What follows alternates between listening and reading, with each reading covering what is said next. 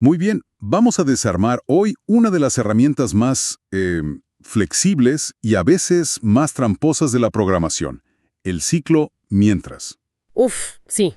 Tramposa es una buena palabra. El objetivo de nuestra charla de hoy es que quede clarísimo no solo cómo funciona, sino cómo pensar con esta herramienta, cómo usarla para resolver problemas de verdad. Totalmente.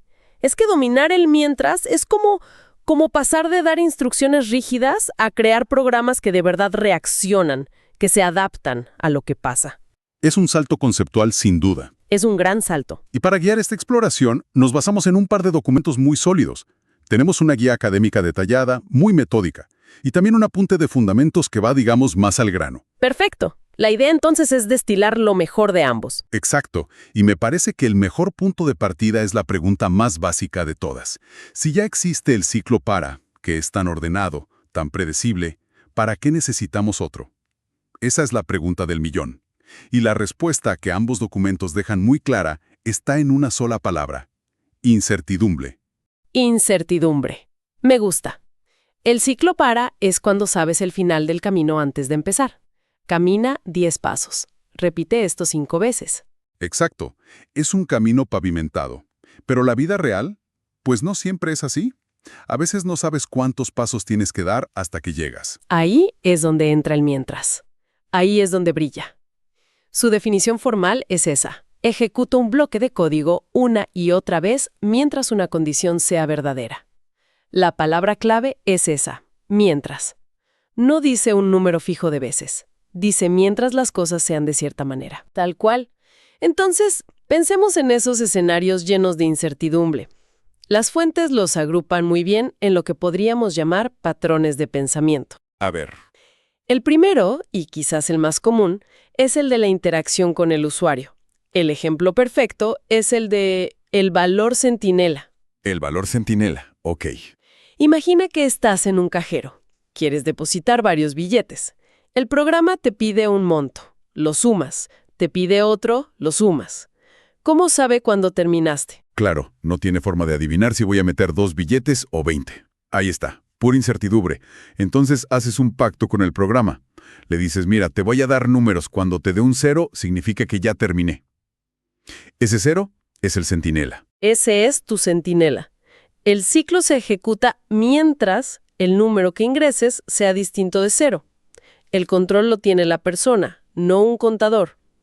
Eso me lleva de cabeza a otro caso que mencionan y que me parece súper útil. La validación de datos. Fundamental. Es un patrón de programación defensiva. El ejemplo de la guía es algo que todos hemos vivido, ¿no? Rellenar un formulario online y que te lo rechace y te lo rechace.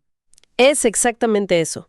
Digamos que tu programa pide una nota del 0 al 5 y el usuario, por error o por jugar, te pone un 8. No puedes seguir con ese dato. Claro que no, es basura. Corrompería todos tus cálculos. Entonces, ¿qué haces? Pues lo obligas a corregir. Le dices, inténtalo de nuevo. Exacto. Le dices, oye, mientras la nota que me des esté fuera del rango, te la voy a seguir pidiendo. El ciclo se convierte en una especie de guardia de seguridad, un guardia en la puerta de tus datos. Me gusta esa analogía. Y solo se detiene cuando el usuario por fin ingresa un valor válido. De nuevo, no sabes si le va a tomar un intento o 5. Veo el patrón. En ambos casos, el ciclo depende de algo externo, de una persona. Pero las fuentes también hablan de cuando la incertidumbre es interna al programa. Sí, y ese es el tercer gran escenario. Los problemas orientados a un objetivo. El ejemplo del capital es brillante. El de duplicar un capital. Ese mismo. Tienes 1,000 pesos y una tasa de interés, digamos del 5% anual. La pregunta es, ¿en cuántos años se duplica tu dinero? Y no tengo ni idea. Tendría que calcularlo año por año, a mano, hasta llegar a 2000. Y eso es justo lo que hace el ciclo mientras. Le dices al programa, mientras mi capital sea menor que 2,000, siga calculando el interés del siguiente año y súmalo. El ciclo no sabe si tardará 10, 14 o 15 años. Su única misión es seguir girando hasta que se cumpla ese objetivo. La condición no es un simple contador, es una meta a alcanzar. ¿Ok? Esta idea de la incertidumbre como el núcleo es muy potente, pero nos lleva a la siguiente pregunta. Si no sabemos cuántas vueltas va a dar, ¿cómo se construye? ¿Cuál es su mecánica para que no se salga de control? Bueno, ahí entramos en la anatomía del ciclo. Y hay un detalle que la guía escolar llama la lógica pretest, que es crucial. Pretest. ¿Significa que la condición se revisa siempre antes de ejecutar el código de adentro? La sintaxis es simple. Mientras, condición, hacer. Fin, mientras. Pero ese cuándo es la clave de todo. ¿Qué implicaciones tiene eso en la práctica? Suena muy técnico. Es que lo cambia todo. Significa que si la condición es falsa desde el primer segundo, el cuerpo del ciclo no se ejecuta ni una sola vez. 0 veces. Cero. El programa simplemente se lo salta y sigue de largo. Imagina que la condición es mientras edad 18 y la variable edad llega valiendo 15. El programa mira, dice 15 no es mayor que 18, esto es falso, y salta por encima de todo el bloque. Ok, entiendo. Pero, ¿y si la condición es verdadera y el ciclo arranca? ¿Cómo nos aseguramos de que en algún momento pare? Esa es la pregunta del millón. Y la respuesta está en entender las 3 partes esenciales de cualquier ciclo que controlamos manualmente. La guía lo explica perfecto con un ejemplo. El de contar del 1 al 5. Sí, que normalmente lo harías con un para, ¿verdad? Pero hacerlo con mientras nos obliga a construir todo el mecanismo nosotros mismos, pieza por pieza. Es como abrir el capó del coche para ver cómo funciona el motor. Esa es la analogía perfecta. La primera pieza es la inicialización. Antes de que el ciclo empiece, tienes que darle un valor inicial a la variable de la condición. Creamos un contador i y le damos el valor 1, i menos 1. Poner el coche en la línea de salida. Listo. Perfecto. La segunda pieza es la condición, el corazón del mientras.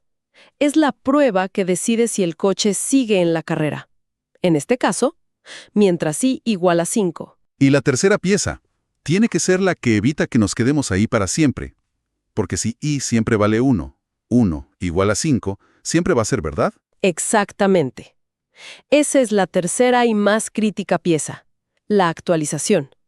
Dentro del ciclo, tienes que hacer algo para que esa variable cambie y la condición eventualmente se vuelva falsa. Sumarle 1 al contador. Eso es, al final del bloque pones i menos i plus 1. Así, i pasa a ser 2, luego 3, 4, 5. Y en la siguiente vuelta, i valdrá 6. Cuando el programa evalúe 6 igual a 5, dirá falso. Y el ciclo, por fin, termina. Inicializar, verificar y actualizar. Son los 3 pilares. Si te falta uno, todo se viene abajo. Y el que más se olvida es el tercero, la actualización. Es el error clásico, ¿no? El que hace que los programas se cuelguen. Es la causa número 1. Te olvidas de esa línea i menos i plus 1 y has creado un monstruo, un bucle infinito. El programa se queda ahí atrapado para siempre. Bien, la mecánica está clara. Pero una cosa son las piezas y otra es construir algo útil. Volvamos a los patrones. ¿Cómo se ve en código real el patrón centinela? El de sumar números hasta ingresar un 0. Claro, primero, inicializas tu variable para la suma. Suma menos 0. Y luego, y este es un detalle sutil pero vital, le pides al usuario el primer número antes de empezar el ciclo. Porque antes no debería estar dentro. Va a estar dentro también, pero necesitas una primera lectura por la lógica pretest que dijimos. El ciclo empieza con mientras número 00. Si todavía no leíste ningún número, ¿qué va a evaluar la condición? Ah, claro, no tiene nada que comparar. Exacto. A veces se le llama lectura de cebo. Lees un primer valor para que el ciclo tenga con qué arrancar. Le das el primer bocado para que empiece, justo. Entonces, dentro del ciclo haces 2 cosas. Acumulas el número, suma menos suma plus número, y al final vuelves a pedir el siguiente número. Y esa segunda lectura es la que prepara la siguiente vuelta. Y así hasta que el usuario teclee un 0. En ese momento, la condición 00 será falsa y el ciclo termina. Me parece fascinante cómo estos patrones tienen nombre. Patrón centinela, patrón de validación. ¿Por qué es importante ponerles estas etiquetas? Porque nombrar las cosas es una forma de dominarlas. Transforma un simple bloque de código en una herramienta mental, en una solución que puedes reutilizar. En lugar de empezar de 0 cada vez. Claro. Si un estudiante se enfrenta a un problema y piensa, necesito validar un dato, su cerebro ya no parte de 0, piensa, Esto es un patrón de validación. Ya sé la estructura. Pido el dato afuera y luego mientras que lo vuelve a pedir adentro si está mal. Es como tener un catálogo de soluciones en la cabeza. Justamente. Pasas de memorizar sintaxis a comprender estrategias. Y eso nos lleva a la zona más importante para quien empieza. La zona de peligro. Los errores. El bucle infinito ya lo mencionamos. El monstruo. Ese es el jefe final. Pero hay otro muy común, relacionado con lo que acabamos de hablar, la variable no inicializada. Ese mismo, intentar evaluar mientras número 0 sin haberle dado un valor a número antes. Es el primo hermano de olvidarse la lectura de cebo. Y ahí, el programa o te da un error. O peor, asume un valor por defecto, como 0, y tu ciclo nunca empieza. Y te quedas mirando la pantalla sin entender por qué tu código no hace nada. Es un error silencioso y muy frustrante. Sí. Y hay un tercer tipo de error que es todavía más sutil, porque el programa funciona, pero da el resultado incorrecto. ¿Cuál sería? El de la lógica incorrecta en la condición. La diferencia entre usar un menor o igual y un menor estricto. Parece un detalle tonto, pero puede cambiarlo todo. A ver, dame un ejemplo práctico de eso. Imagina el ejercicio.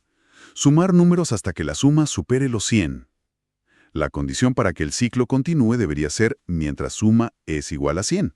Mientras sea 100 o menos, sigue pidiendo. Lógico. Pero un principiante podría escribir mientras suma 100. Y el programa funciona. Hasta que la suma llega, por ejemplo, a 98. Ingresas un 5, la suma es 103, todo bien. Pero ¿y si la suma llega a ser exactamente 100? 100 es falso. El ciclo se detiene. Se detiene un paso antes de lo que debería. Es un error de off by one, un error por 1. Y son de los más difíciles de encontrar, porque todo parece funcionar bien. Son esos detalles, ¿no? Los que marcan la diferencia entre un programa que casi funciona y uno que es robusto. Totalmente. Si tuvieras que resumir todo esto en una regla de oro, ¿cuál sería? Absolutamente. Si pudiera tatuarle una frase a alguien que aprende a usar mientras, sería inicializar, verificar y actualizar. Es el mantra. Inicializar, verificar, actualizar. Antes de empezar, inicializa tus variables. En cada vuelta, verifica la condición correcta.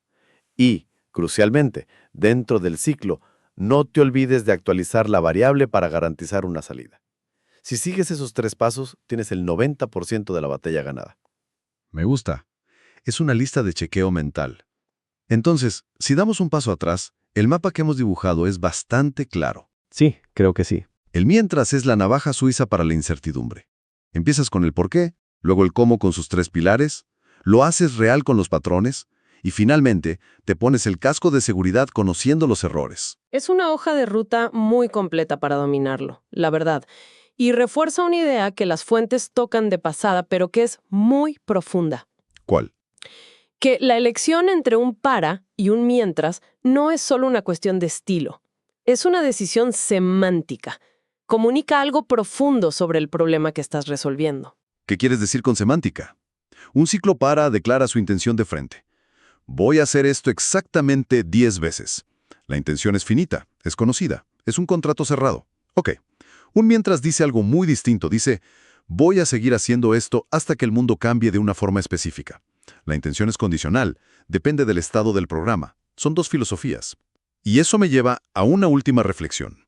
Las 2 fuentes demuestran que puedes simular un para con un mientras. Lo vimos con el ejemplo de contar hasta 5. Sí, tuvimos que construirlo a mano. La pregunta que me queda no es si se puede hacer, sino si se debe. Esa es la pregunta que separa a un programador que solo hace que las cosas funcionen de uno que escribe código claro que se puede mantener. Claro que se puede. Pero si tu objetivo es tan claro como repetir 10 veces, un ciclo. Para lo expresa en una sola línea, de forma inequívoca. Para ahí, 1 hasta 10. Cualquiera que lo lee entiende la intención al instante. Mientras que si usas un mientras para lo mismo, obligas a la siguiente persona a hacer trabajo de detective. Tiene que buscar la inicialización, analizar la condición, encontrar la actualización. Para el final reconstruir la idea de que todo era un simple conteo. Estás oscureciendo la intención. ¿El código funciona? Sí, pero es menos comunicativo. Y ese es el punto final, creo. El código no es solo para la computadora. Es, y quizá más importante, una forma de comunicación con otros seres humanos, con tu yo del futuro, incluso. Así que la reflexión final es esa. Más allá de que funcione, ¿cómo afecta nuestra elección del ciclo a la claridad, a la comunicación del propósito de nuestro código? Una pregunta que vale la pena tener en mente siempre.